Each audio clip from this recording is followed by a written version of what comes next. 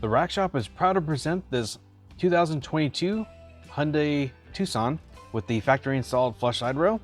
We've just installed the Thule Wingbar Evo flush rail base roof rack system. So this system consists of the Wingbar Evo in black, silver is also available, 50 inches in length, the Thule Flush Rail Evo foot pack, and for this vehicle, the Fit Kit 186112. So those items make up the base roof rack system, which has a overall carrying capacity of 165 pounds evenly distributed, crossbar spacing of 27.5 inches, but we did bump this one out to 32 inches for the gear this customer is going to be carrying, but it is adjustable along the length of the flush rail.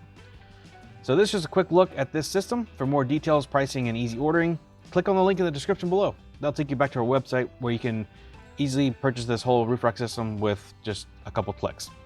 So for any questions, feel free to reach out to us. Happy to help. But that's about it for this one. Like always, thanks for watching.